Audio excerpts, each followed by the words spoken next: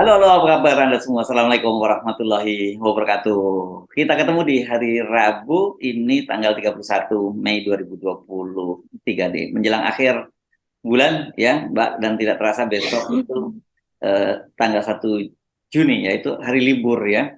Hari libur katanya itu, hari libur apa ya? 1 Juni itu, Mbak ya. Hari lahirnya Pancasila. Oh, lahirnya Pancasila kalau 1 Juni. Ya, Ya. dan itu walaupun itu sebenarnya debatable ya soal hari Iya. Mhm. Pancasila itu, karena kalau kita lihat secara kronologisnya dari sisi historis ya memang nggak pas menyebutkan bahwa hari lahir Pancasila itu pada tanggal Mhm. 1 Juni. Tapi memang sejak pemerintahan Jokowi ini diputuskan itu karena itu kan berkaitan dengan tentu saja glorifikasi berbagai Mhm. terhadap figur Bung Karno yang pada waktu itu ya. Betul. Sekarang pasti beda kebijakan Pak Jokowi setelah dengan hubungan dengan Ibu Mega tidak mesra lagi gitu, dan bahkan ada tanda-tanda Pak Jokowi itu menunjukkan eh, membalelo pada Ibu Megawati itu ya. Tapi saya kira kita tidak akan bicarakan soal itu, soal Pancasila dan Bung Karno, Mhm. tapi kita bicarakan soal ini banyak sekali pembocoran dokumen atau rahasia negara, Mbak. Ini ada yang tanda petik nih ya, yang tentu saja Iya. dipicu oleh Mhm. eh, Profesor Denny Indrayana yang menyebut bahwa dia mendapat informasi adanya keputusan dari Mahkamah Konstitusi untuk Mhm. mengembalikan sistem proporsional terbuka menjadi proporsional tertutup gitu ya. Dan Iya. ada juga dokumen atau rahasia negara, tapi sebenarnya ini rahasianya Pak Luhut. Ya, Mhm. tapi Pak Luhut ini kan pejabat yang paling berkuasa, jadi bisa kita sebut dalam tanda petik ini rahasia negara yang dibocorkan oleh Ibu Sri Mulyani, Menteri Keuangan. Wah, ini juga dampaknya juga serius karena gara-gara ini, karena kalau yang kasus ini gara-gara dokumen Mhm. ini, Mbak, Mhm. yang dibocorkan oleh Ibu Sri Mulyani, bukan Ibu Sri Mulyani yang terancam pidana. Pak Luhut gitu, kalau memang betul terbukti gitu ya, bisa Mhm. terkena pidana loh Pak Luhutnya. Loh, kenapa kok bisa begitu? Ah, nanti kita akan bahas. Ya Mbak ya. Apa isu lain di luar itu Mbak? Isu yang lain yang ini cukup berat ya Mas Hersu, yaitu pertemuan 8 fraksi tanpa PDIP di DPR kemarin dan kemudian mereka melakukan joint conference. Nah, dari joint conference ini disiarkan secara live Mas Hersu, dan masing-masing dari fraksi begitu kan memberikan pendapatnya, dan rupanya mereka membicarakan adalah soal sistem pemilu, gugatan yang ada di MK yang sebentar lagi itu akan diputuskan begitu kan, walaupun tanggalnya kita masih belum tahu, tapi hari ini tanggal 31 ini rupanya adalah hari terakhir kalau seandainya ada pihak-pihak yang akan memberikan kontribusi pemikiran begitu ya, walaupun sidangnya sudah selesai, sidang secara offline-nya itu sudah selesai, tapi ini masih bisa diberikan berupa keterangan tertulis. Nah, ini kaitannya dengan pembocoran gitu kan, menurut menurut eh, apa Pak Mahfud MD, Menko Polhukam, itu kan ini pembocoran. Kalau menurut Denny Indrayana dia tidak membocorkan sesuatu karena dia mengatakan bahwa mendapatkan informasi bukan membocorkan informasi. Nah, rupanya itu betul-betul mengagetkan Mas Hersu dari pihak anggota DPR begitu, sehingga mereka perlu mengatakan bahwa mereka sangat menolak kalau seandainya memang itu betul begitu. Ada juga nada mereka membela posisi dari Denny Indrayana bahwa dia tidak bisa dikenai delik membocorkan rahasia negara dan sebagainya. Dalam hal ini DPR mengancam bahwa mereka dapat mencabut wewenang atau kemudian mengubah undang-undang Mahkamah Konstitusi. Wah, ini luar biasa sekali, ini menarik ini Mas Herslu. Oke, jadi ini apa ya? Ini DPR RI benar-benar all out ya, karena kita tahu dalam ini soal proporsional terbuka dan tertutup ini, dari 9 fraksi yang ada di DPR itu kan 8 fraksi itu semua menolak untuk kembali ke sistem proporsional terbuka menjadi tertutup, dan satu-satunya fraksi yang sejak awal ngotot untuk kembali ke proporsional tertutup itu adalah PDIP gitu ya.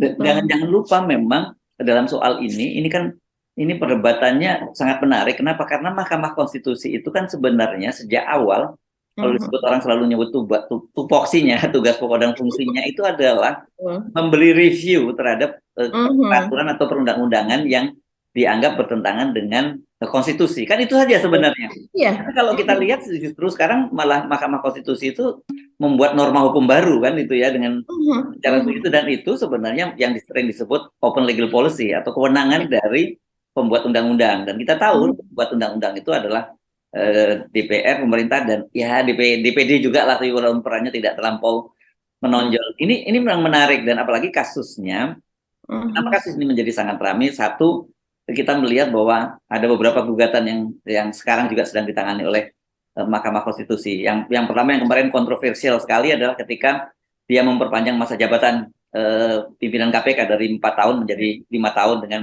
alasan satu bahwa itu soal independensi, yang kedua soal asas keadilan gitu ya, kesetaraan, karena lembaga-lembaga pemerintah yang lain itu 5 tahun, mengapa KPK cuma 4 tahun.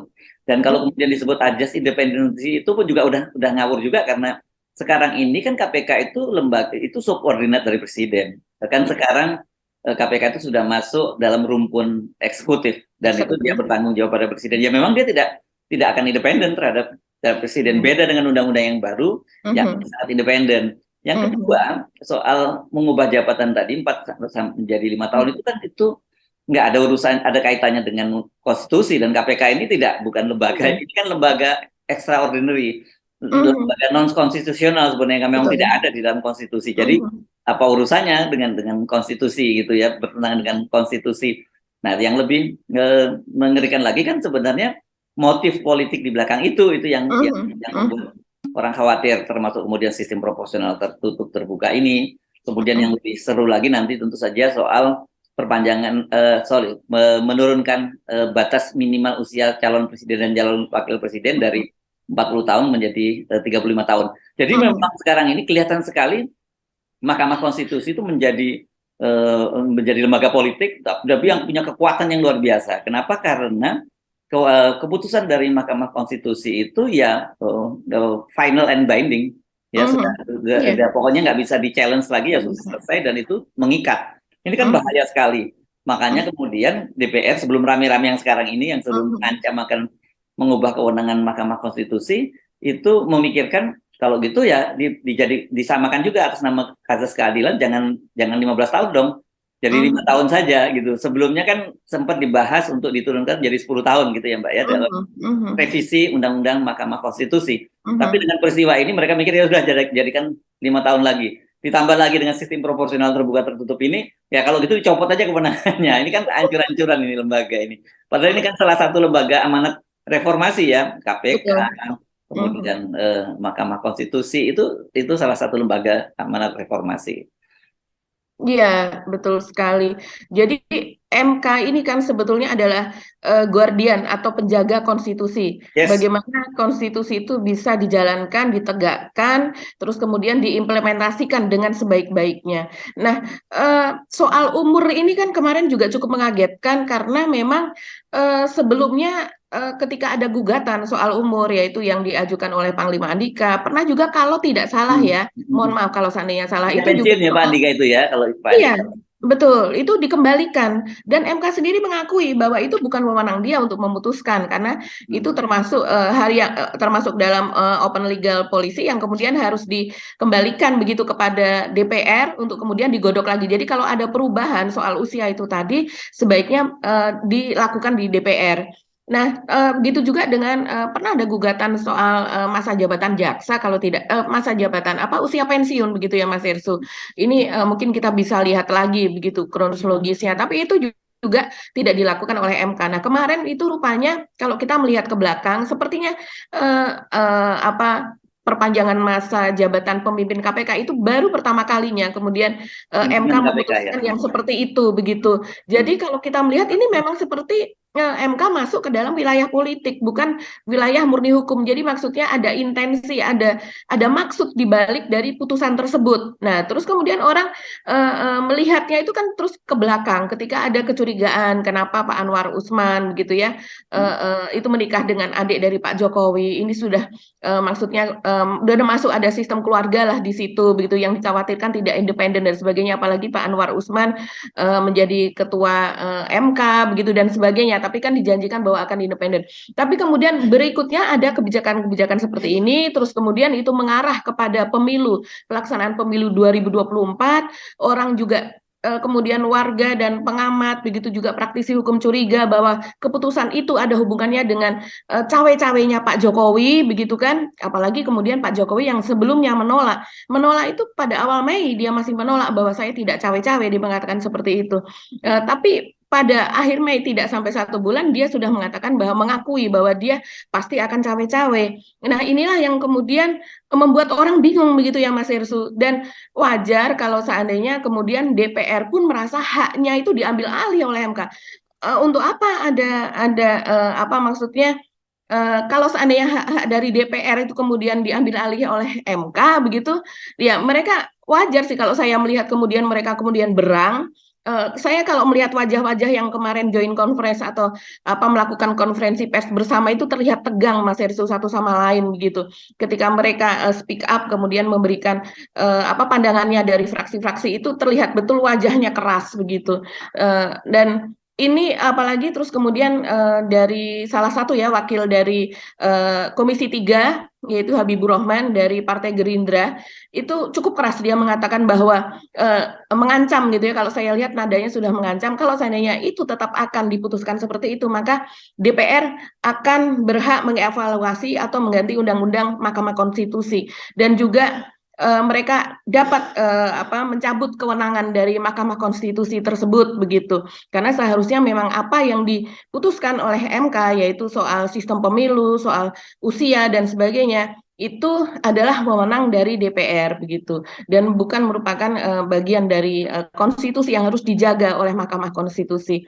Ya, ini tampaknya sepertinya kalau kita melihat ya prihatin Mas Ersu ya ada lembaga-lembaga yang kemudian saling bertentangan begitu dan kemudian tapi ini apa ya kalau menuju ke pemilu kita melihat ini sebenarnya sebagai sesuatu yang ya lebih baik ini terjadi begitu daripada ini berlangsung kemudian tidak ada orang yang berani speak up begitu. Kalau kita melihat ini khusus untuk kasus ini maka DPR sudah melakukan fungsinya. Dia apa namanya dia menjaga wewenangnya begitu walaupun yang dihadapi adalah dalam hal ini MK dan kemudian kita tahu di balik MK itu adalah presiden.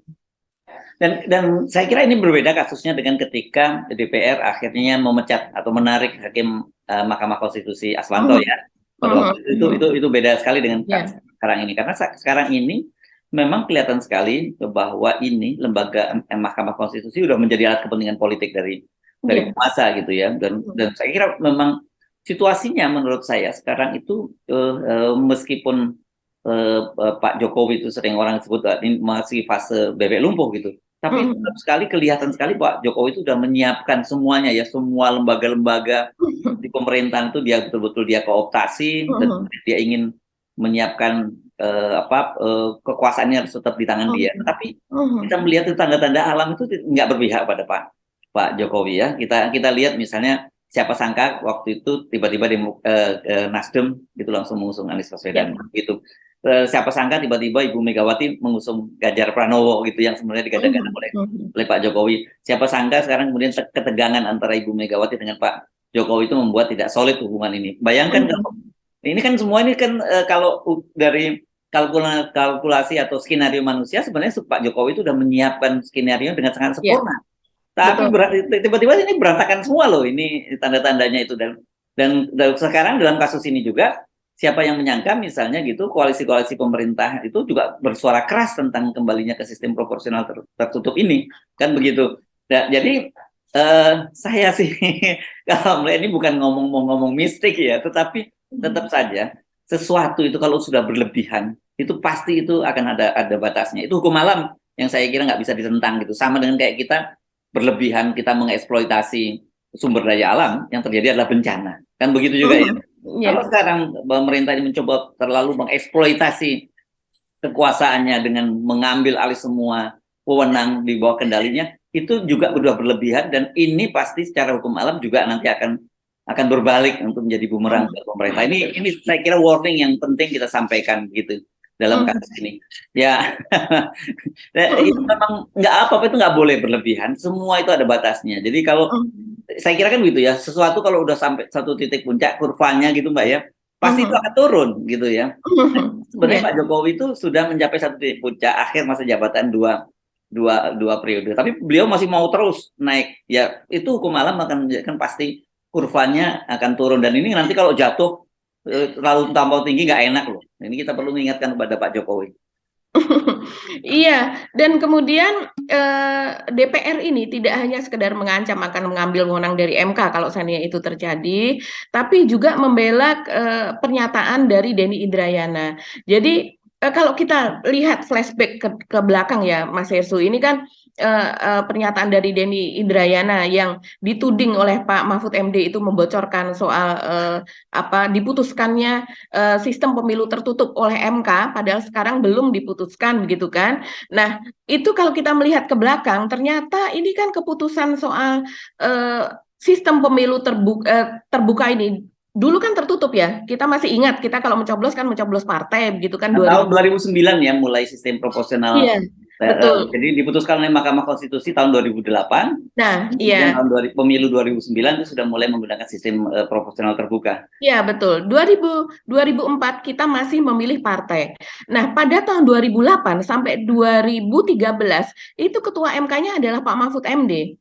Jadi ketika perubahan, kalau kita melihat ke belakang, perubahan dari sistem pemilu tertutup menjadi terbuka itu juga diputuskan di masa Pak Mahfud MD begitu. Jadi kalau seandainya sekarang kemudian keputusan yang dulu dengan begitu banyak alasan kan, background di belakangnya itu banyak sekali alasannya bahwa kita menuju ke negara yang berdemokrasi lebih baik sebagainya, terus kemudian juga ini adalah hak rakyat untuk mengetahui siapakah yang akan mewakili mereka di daerah masing-masing kan. Sebagai konstituen dia harus tahu mana yang profil-profil yang layak atau tidak layak begitu, dengan melihat ada fotonya, ada wajahnya, dan itulah yang dicoblos. Karena sebelumnya adalah mencoblos partai dan kita tidak tahu partai itulah yang menentukan siapa yang akan ditugaskan di daerah kita kan, seperti itu. Nah, artinya kita sudah menuju ke demokrasi yang lebih baik itu pada masa Pak Mahfud MD. Jadi Pak Mahfud MD kan menyediakan jalan itu begitu. Tapi sekarang ketika Pak Mahfud MD menjadi Menko Polhukam dan kemudian Denny Indrayana dituding membocorkan, Pak Mahfud MD kemudian sepertinya ingin mengejar Denny Indrayana dan juga orang di dalam Mahkamah Konstitusi tersebut, siapakah yang membocorkan? Ini rupanya juga dibela oleh anggota DPR, Mas Irsu. Lagi-lagi Habibur Rahman mengatakan bahwa itu tidak bisa, menurut pandangan dia sebagai seorang, dia kan selain anggota DPR dia Lawyer adalah juga ya. advokat, Sama lawyer seperti juga. Arsul Sani itu juga lawyer dia ya. Betul, kebanyakan kalau dari Komisi 3 itu kan mereka memang latar belakangnya pendidikan hukum ya.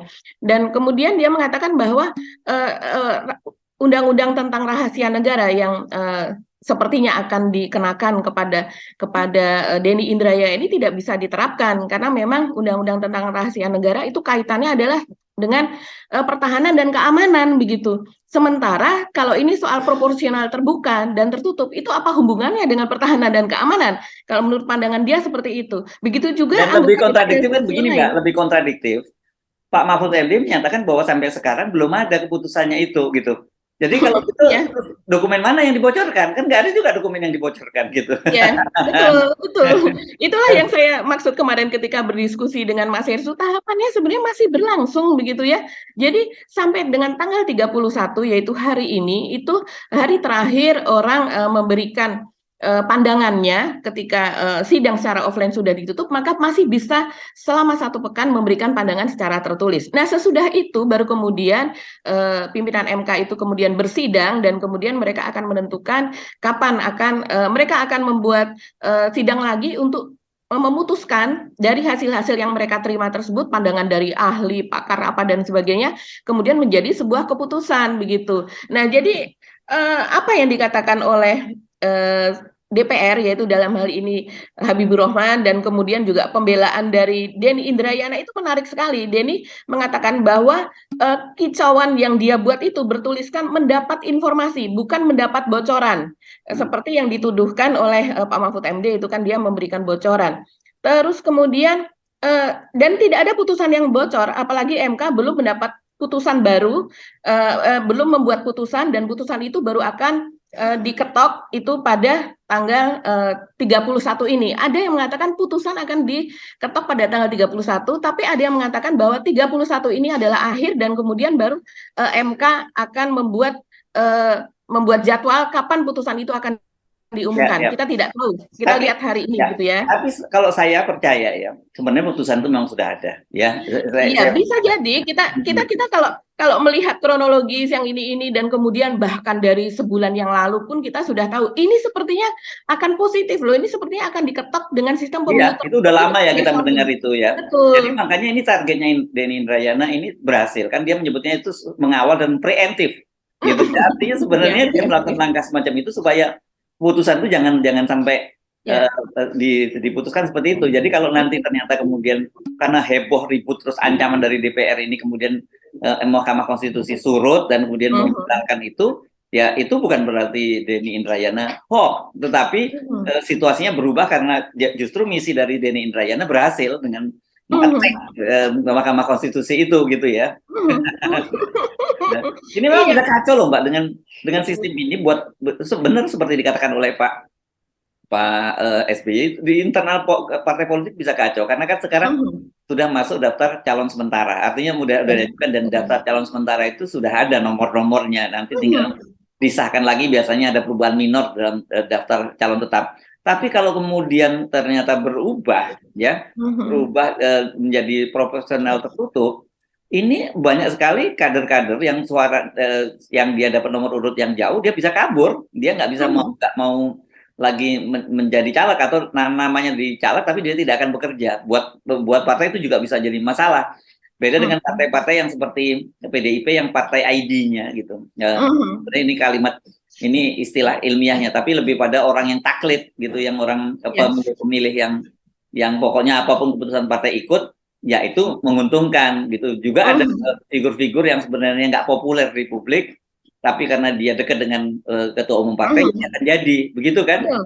Nah, kalau kemarin dengan daftar calon dengan sistem proporsional terbuka itu betul-betul engagement-nya caleg itu kepada pemilih itu harus sangat kuat kan gitu ya. Mhm. Jadi kalau sekarang nggak usah, mereka nggak punya kewajiban untuk berkomunikasi dengan para konstituen, cukup partai yang melakukan itu. Dan kita ingat kan Mhm. bagaimana kemarin ribut-ribut ketika di DPR bahwa dominasi ketua umum itu seperti disebutkan oleh Mhm. Pak Bambang Pacul itu luar biasa sekali gitu. Itu yang membuat sekarang itu terjadinya seperti ini, sekarang transaksional banget.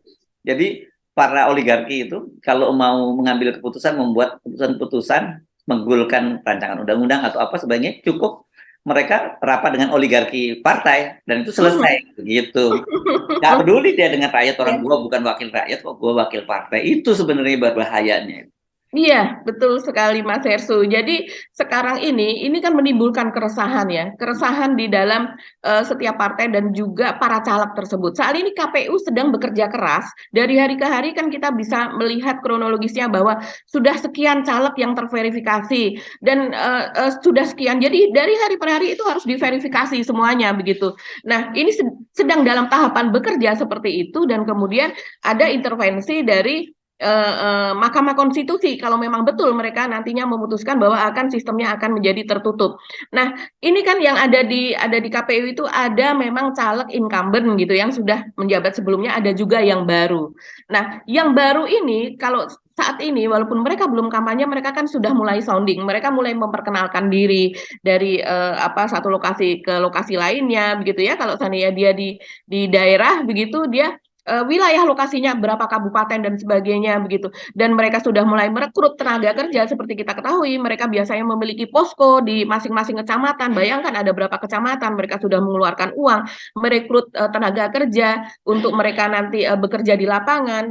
Sistemnya kan seperti itu Mas Hersu, dan kemudian menyewa rumah untuk posko, dan ini sedang bekerja semuanya ya, sistem Ya, ini sedang. Dan kemudian tiba-tiba Denny, ya. tentunya kalau seandainya kemudian DPR begitu ya, dari partai-partai yang memang sistemnya tidak seperti PDIP marah dan kelihatan keras kemarin, saya bisa memaklumi itu. Ya, dari sisi demokrasi sebenarnya memang jauh sistem proporsional terbuka itu jauh lebih bagus ya, lebih akuntabel Mhm. karena mereka para para anggota calon anggota DPR maupun DPRD itu harus kerja keras meyakinkan Ya. para konstituennya gitu. Mhm. Memang kemudian ada kelemahannya katanya ini terjadi transaksional gitu Mhm. karena siapa yang kuat dia yang akan kuat money politiknya akan menang dan kemudian terjadi saling bunuh di antara sesama caleg gitu. Tapi kan itu soal literasi ya, soal Mhm. ini itu bukan soal demokrasi, Mbak ya. Ini Betul. kan padahal pemilu ini soal demokrasi gitu. Itu diperbaiki sistem itu soal soal money politik dan sebagainya. Nah, kalau orang kemudian bilang, ah kemarin waktu zamannya Pak SBY juga pernah terjadi kok pada pemilu, itu prosesnya juga sedang berjalan tahapan pemilu dan diubah dari proporsional tertutup jadi terbuka. Beda. Dari proporsional tertutup ke terbuka itu kan lebih lebih mudah karena artinya orang malah lebih, gua nomor berapa aja nggak ada masalah kan gitu, silahkan bersaing dengan fair. Mungkin yang dirugikan adalah nomor kader-kader yang selama ini, yang dulu istilahnya disebut kader jenggot gitu ya, nempel ke mana, kepada mengakarnya ke atas ketua umum. Yeah. Tapi kalau PDIP saya kira bukan kader jenggot, masa Ibu Megawati berjenggot kan bukan. Tapi istilah dulu ya, ini kader jenggot yang mengakar ke atas, dan ini betul-betul dulu memang anggota DPR RI, DPRD itu betul-betul mereka yang dekat dengan para ketua umum gitu, bukan mereka yang dekat dengan rakyat. Jadi saya kira wajar kalau ini kemudian orang melihat serius loh soal proporsional terbuka ke tertutup itu, karena ini kan ini soal demokrasi gitu. Saya udah bagaimana akuntabilitas dari seorang memilih seseorang, karena kita tiba-tiba gini, kita mungkin tidak suka dengan partainya gitu ya Mbak ya, tapi kita suka dengan para calegnya, kita bisa calegnya, betul. Orangnya. Tapi kalau sekarang nggak bisa dengan tertutup itu, ya sudah. Kalau begitu ada orang-orang yang sebenarnya kan di antara partai-partai itu juga, meskipun ada partainya, katakanlah di antara PDIP misalnya gitu, ada orang yang tidak suka dengan PDIP-nya, tapi loh ini caleg yang ini bagus loh, dia kerjanya pada rakyat, dia konkret gitu, dia dekat dengan rakyat, advokasi rakyat. Orang bisa memilih seperti itu, atau partai-partai lain-lain bisa terjadi semacam itu kan gitu. Iya, jadi yang terjadi selama ini setelah adanya sistem pemilu yang terbuka ini tadi, maka ketika mereka terpilih begitu ya, sesudah pilek dan kemudian terpilih, ini para anggota legislatif ini bekerja di konstituennya masing-masing kan, dan ini bekerjanya ada yang memang betul bekerja, ada yang tidak, Mas Herssu, sehingga kalau yang tidak dia akan mendapat ganjaran bahwa next dia tidak akan dipilih. Orang mungkin akan lebih memilih kepada anggota legislatif yang lain, DPRD maupun DPR begitu kan, dan kemudian baik itu dari partai yang sama maupun dari partai yang berbeda begitu. Nah, selama ini kalau yang saya amati itu misalnya para incumbent yang kemudian terpilih kembali, Mas Herssu, dia memang banyak bekerja untuk konstituennya. Artinya ketika dia sebelumnya menjanjikan begitu ya, sistem pendidikan akan dibenahi, terus kemudian kesehatan apa dan sebagainya, seperti dia mengadakan ambulan gratis untuk wilayahnya, terus kemudian dia rajin berkunjung ke puskesmas, melihat kinerja para dokter, melakukan dialog di situ, bagaimana obat-obatan dan sebagainya. Karena saya melihat itu, Mas Herssu.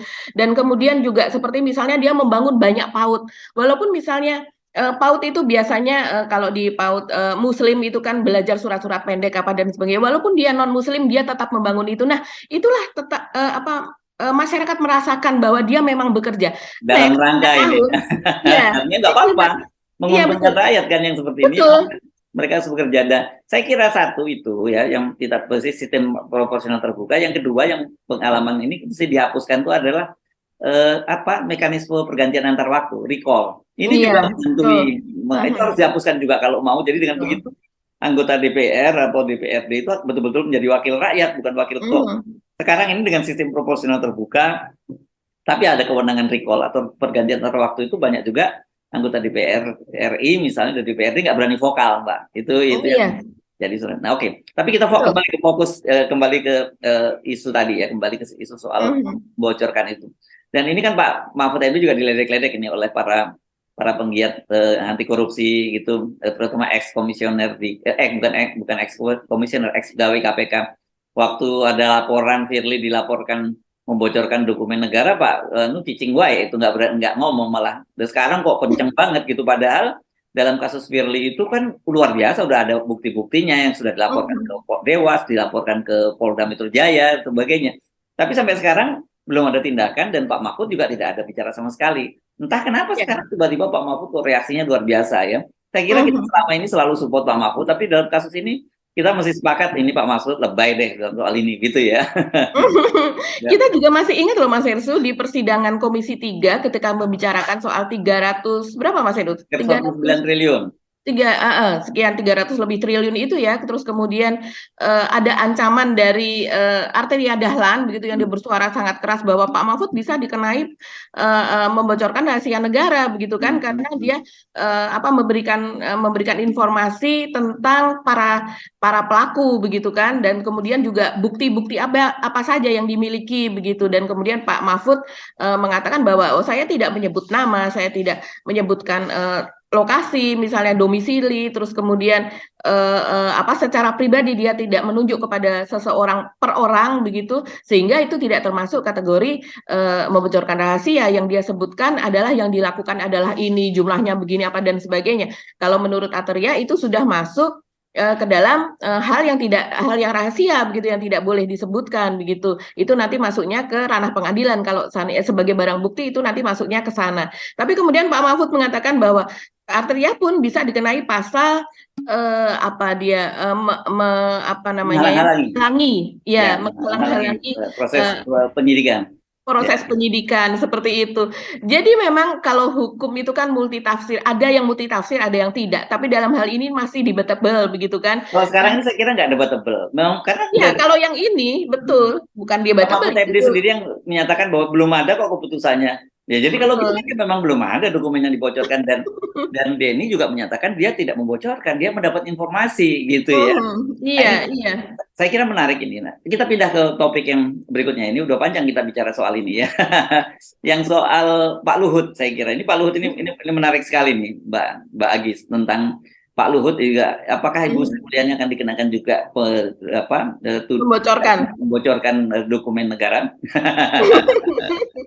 Iya, jadi ini kronologisnya adalah ini mengenai dua aktivis, Haris Azhar dan Fathia Maulidiyanti, itu Mas Hersu, yang menjadi terdakwa dalam kasus pencemaran nama baik Pak Luhut, terhadap Pak Luhut begitu kan. Jadi posisi Pak Luhut itu kan sebagai saksi pelapor begitu ya. Dan kemudian sebelumnya itu ada persidangan pada tanggal 22 Mei yang lalu, yaitu pada hari Senin sepekan yang lalu. Dan kemudian pada persidangan tersebut dari pihak Fathia itu kan menginginkan agar saksi pelapor ini, yaitu Pak Luhut, itu memang hadir secara fisik ke pengadilan gitu, diperiksa begitu. Dan kemudian Junifer Girsang yang menjadi penasehat hukum atau pengacara dari Pak Luhut itu menjanjikan bahwa Pak Luhut akan datang, pasti akan datang. Sebelumnya dia mengatakan bahwa ya mudah-mudahan tidak ada tugas negara. Tapi kemudian ketika lebih didesak lagi oleh Fathia bahwa menginginkan agar Pak Luhut itu datang sebagai person gitu ya, seperti halnya Fathia dan Haris Azhar begitu, tanpa ada kawalan eksekutif, sebagai seorang Menko begitu, dengan fasilitas dan pokoknya sebagai pejabat tinggi negara gitu, tidak ikut terbawa ke dalam nuansanya ke pengadilan.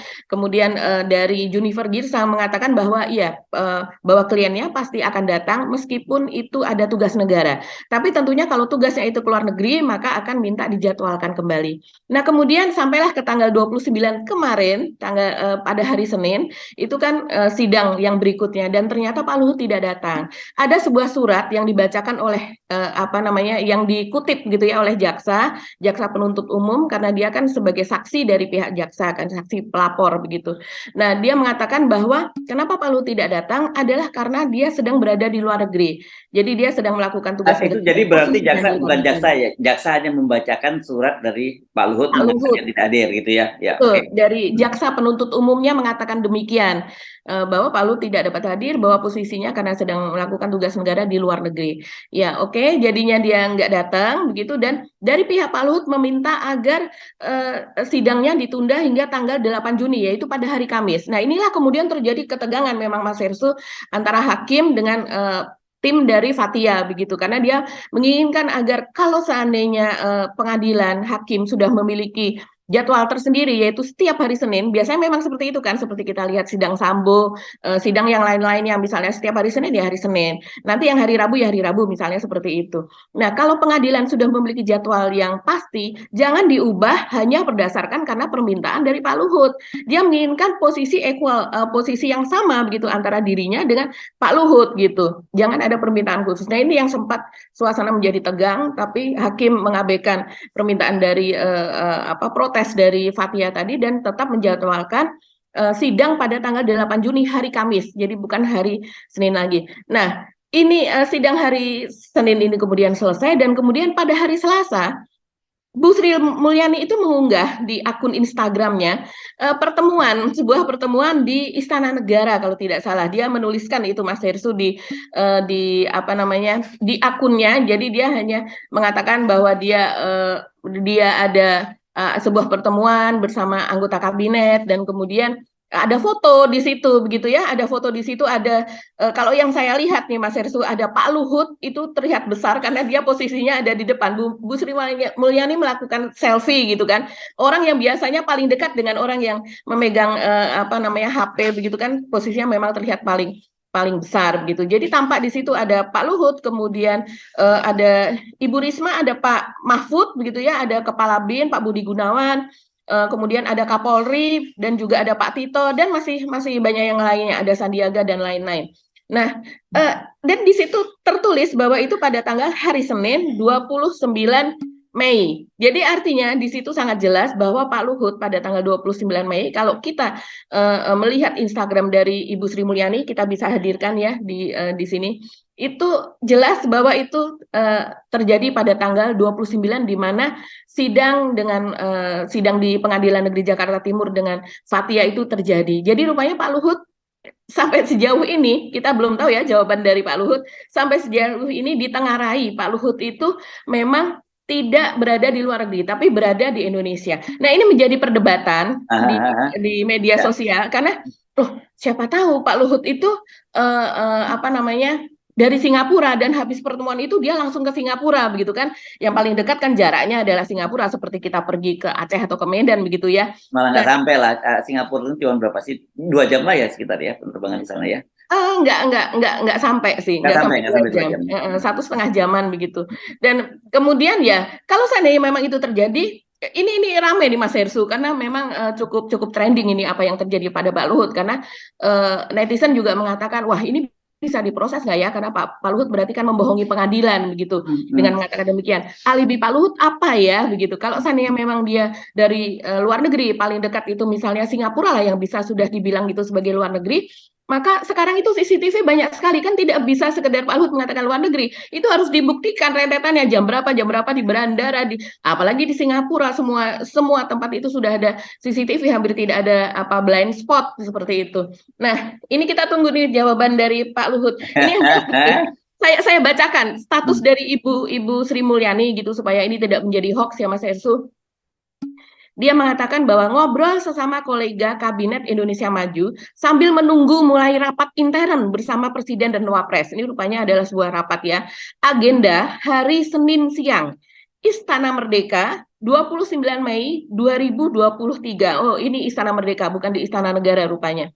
Dan terus kemudian ini sudah mendapatkan komenannya banyak sekali. Kita bisa lihat juga. Netizen kritis banget deh. Dan satu lagi Betul, Mas ada yang Heru. menyebut soal ancaman hukuman itu ya sampai kalau nggak salah bisa dihukum sampai 9 bulan gitu ya. Nah, itu jawaban dari Kontras dari Kontras ya, Kontras iya, yang menyatakan begitu ya. Ya. betul.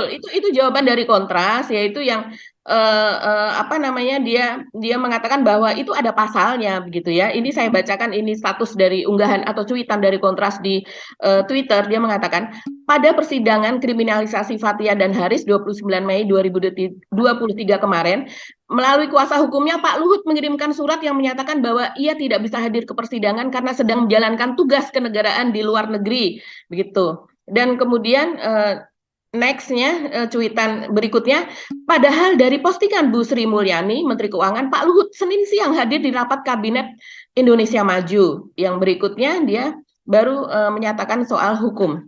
Barang siapa dipanggil sebagai saksi, ahli atau juru bahasa menurut undang-undang dengan sengaja tidak memenuhi kewajiban berdasarkan undang-undang yang harus dipenuhinya, maka diancam 1 dalam perkara pidana dengan pidana penjara paling lama 9 bulan. Ini adalah bunyi pasal 224 ayat 1 KUHP.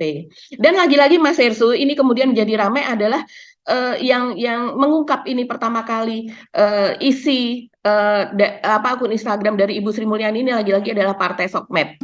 Sehingga ini ramai sekali. Ya, ya. Nah, ini yang saya makanya tadi saya betul-betul tanya kepada Mbak Agi.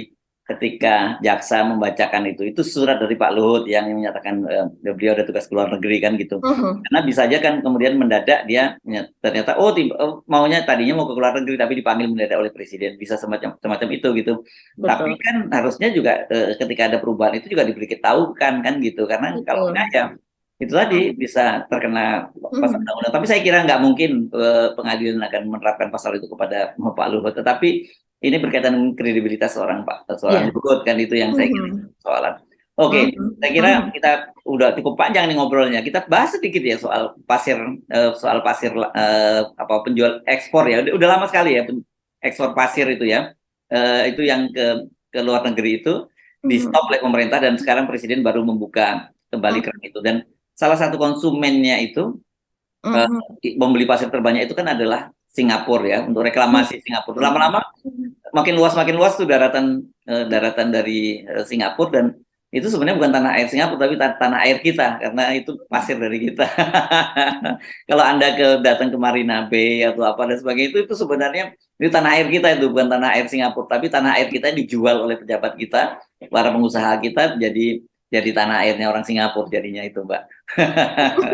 Iya, betul Mas Hersu, dan ini menjadi keprihatinan yang sangat luas ya.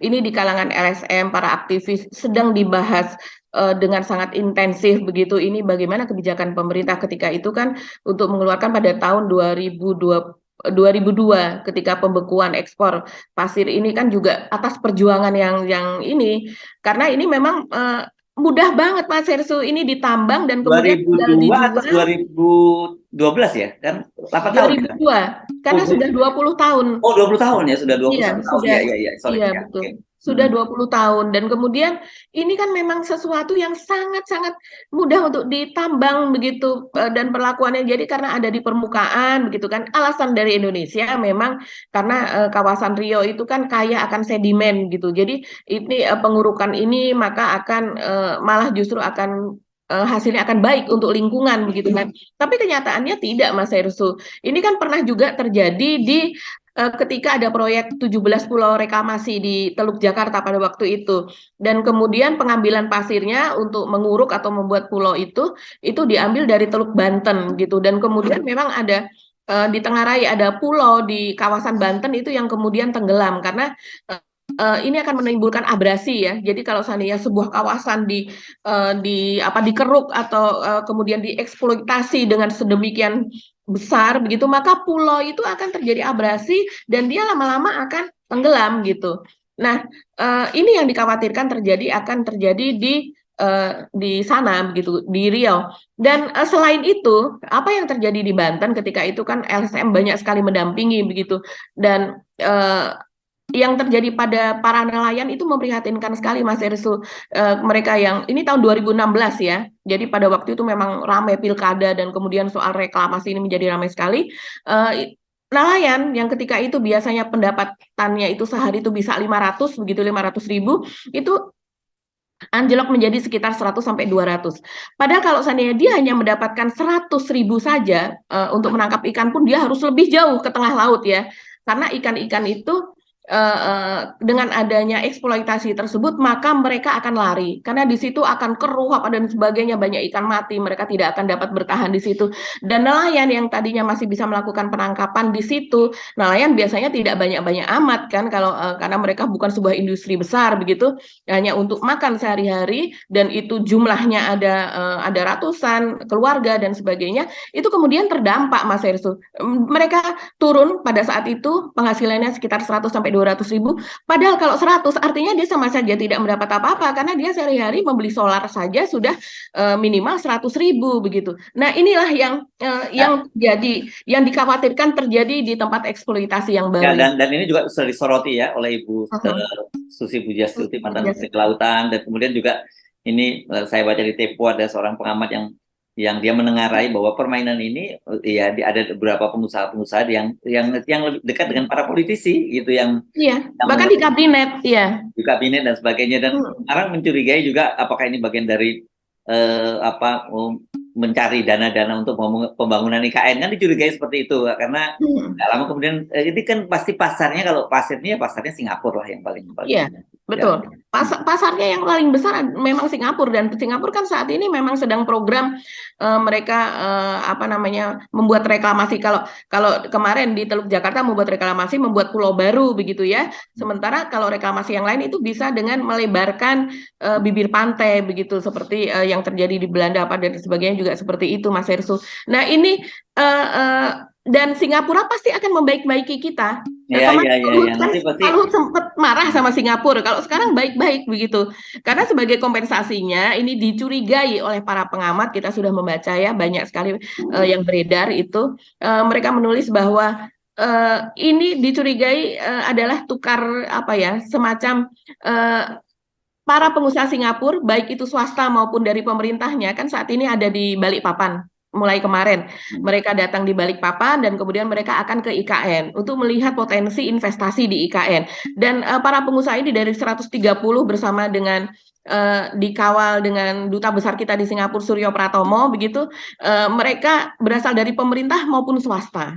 Nah, Hati-hati ini aja dikibuli lagi oleh Singapura. Nanti jangan sampai dibilangin bahwa brengsek lagi. Ya. tapi rupanya ini sudah agak membaik nih, karena kemarin seperti Menteri PUPR itu sudah berada di Balikpapan untuk menyambut para pengusaha dari Singapura, dan kemudian kalau Pak Luhut sendiri katanya akan menyambutnya di kawasan IKN sendiri, bukan di Balikpapan dan Yes. sebagainya. Rupanya hubungan. Nah, tapi orang menghubungkan dengan itu apa, pembatasan atau yang dibekukan Ya. ekspor pasir yang sudah 20 tahun, kenapa tiba-tiba itu bisa Ya, dibuka ya, pasti kembali? ada sesuatu gitu ya. Ya. Oke, baik. Saya kira kita cukup panjang sekali hari ini kita ngobrol ya. Kita mesti ngakhiri, Mbak Agi, dan sampai ketemu lagi ya esok. Saya Sugeng Arif. Dan saya Gibeta, terima kasih atas perhatian Anda. Tetap salam 0%. Wassalamualaikum warahmatullahi wabarakatuh.